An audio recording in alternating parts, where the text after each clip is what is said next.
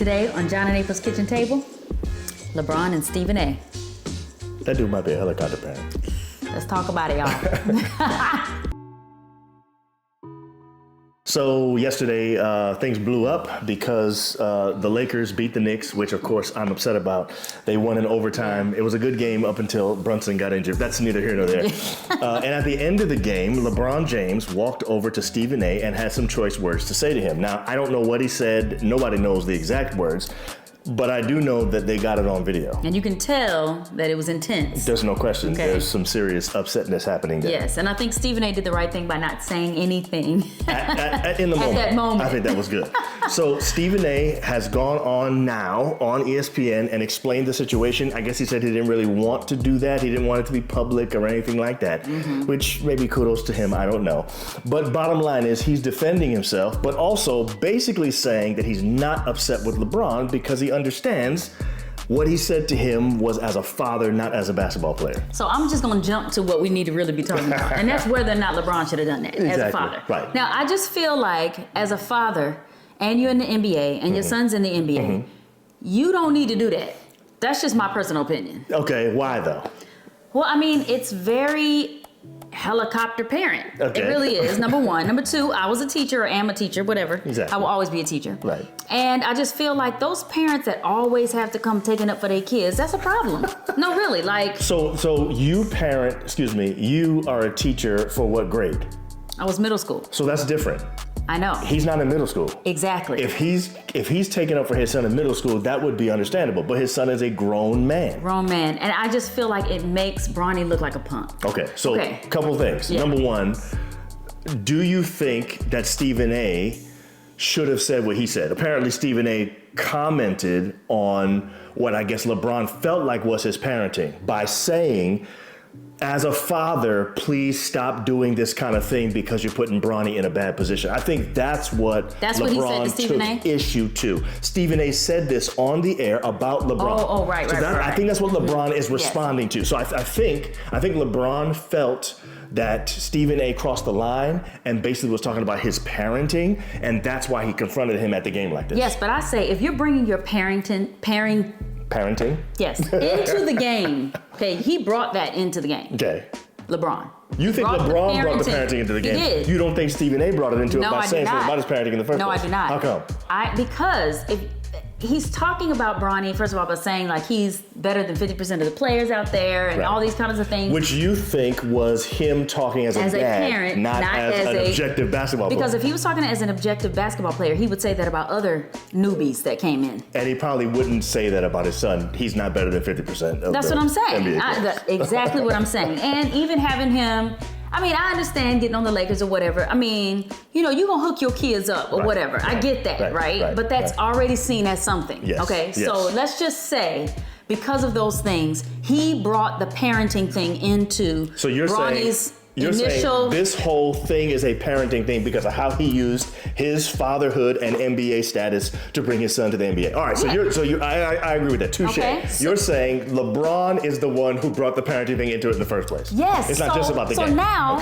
Stephen A. as a reporter, right? Yeah. And he comments on everything. We know Stephen A. Right. You know what I'm saying? So even if it's not breaking news, you know Stephen A. is going to say something about it because he says something about everything, right? So if you make a comment or you say things about your son in a father-son way, that's fair game. That's fair game. That's public. Right. And that's what his job is. That's just how I feel. Okay, I'll agree with you there. Now, here's where I feel we may be different. Okay. Because I agree with you that it probably puts Bronny in a bad position and maybe even makes him look kind of like a punk when his dad has to chime in for him. But I will also say that I understand and I kind of feel what LeBron did. I feel like if I felt that somebody said something publicly about my son in a particular way that I wanted to defend, I would defend him publicly. But I would try to do it in a way that wouldn't strip him of his manhood. And in my opinion, there is no way.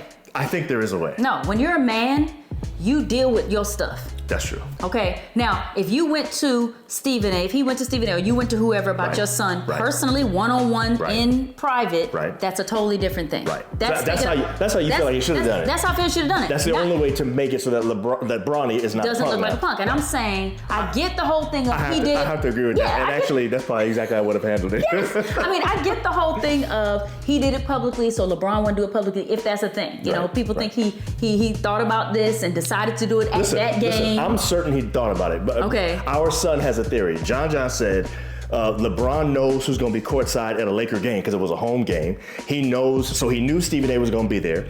He knows that that's Stephen A.'s favorite team, the New York Knicks. So he wanted to beat the Knicks. Then after beating him, wanted to go by him courtside and then say this to him. So I'm sure. And that's petty too. It is pretty petty. And pettiness is like in now. So whatever. Okay, that's like a thing. You know, it's trending. Pettiness is trending. So whatever. But what I'm saying is, after you do that, right? It's almost like a teacher. You in college, right? And a teacher called your child out, and your child told the parent, this teacher keeps calling me out in class.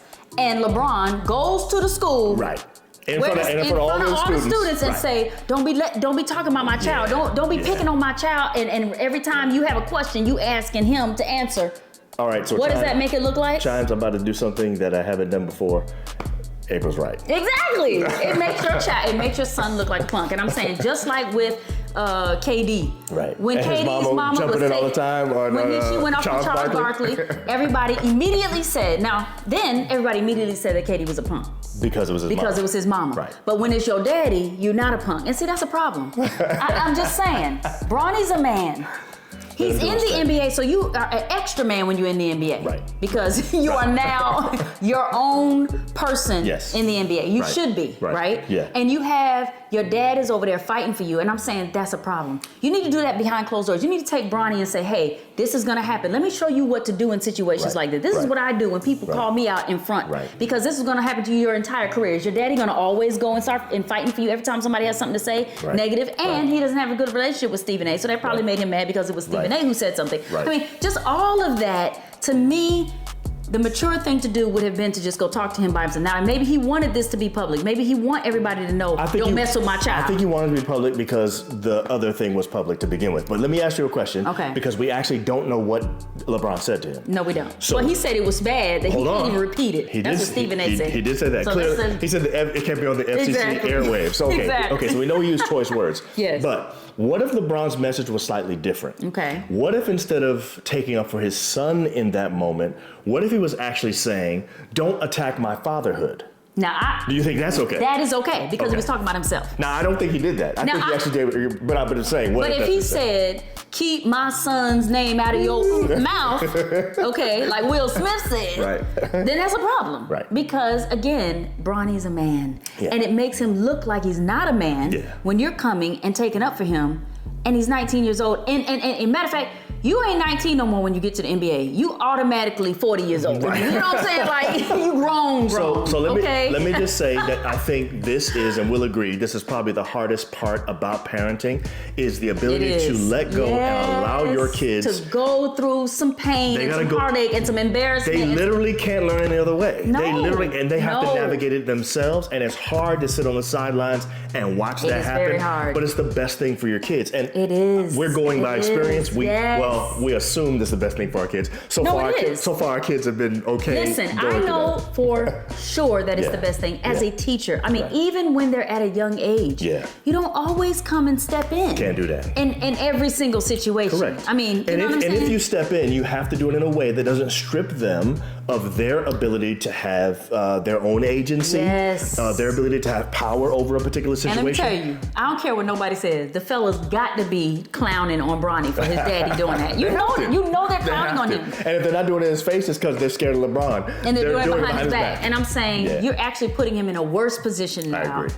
And I think emotions can take over and cause you to make those. Now listen, I'm a full LeBron fan. Like, I absolutely love LeBron. Every team he's on, that's my team for the moment. You know what I'm saying? I follow LeBron. But you would say to him right now. But I would say to him right now, as his friend. And he don't know who you are. He don't know who I am. But as his friend, I would say, bruh, or whatever. Don't take a form like that. You can't. If you do, your son ends up taking the short end of the stick and puts more pressure on him. But I think there's a way you can do it. You can either take Bronny aside, teach him how to deal with these things, and talk to Stephen A aside. You can talk to Stephen A without telling Bronny you did that. Right. And say, hey man, you can talk about my son, but you can't talk about me being a father. Or whatever. Like whatever your issue was.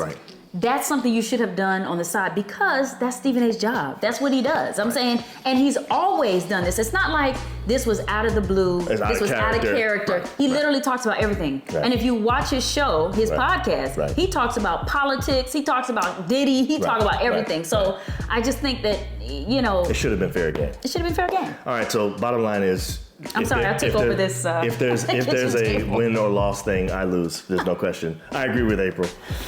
But I do get it. It's because she's describing me as a father. You know what I'm saying? No, but I do get if a parent or if somebody agrees that it's hard. That it's hard because you don't want to see your kid hurting. You don't want to see them getting, talked about in a way that is outside of who they are, their character or whatever. We don't have time to talk about it now. Maybe we'll do this in an actual episode later. But I wonder how his relationship with his father, or lack thereof, impacts the way that he's doing this. That's for a different show. Listen. Anyway, we'll see y'all next time. Bye, y'all.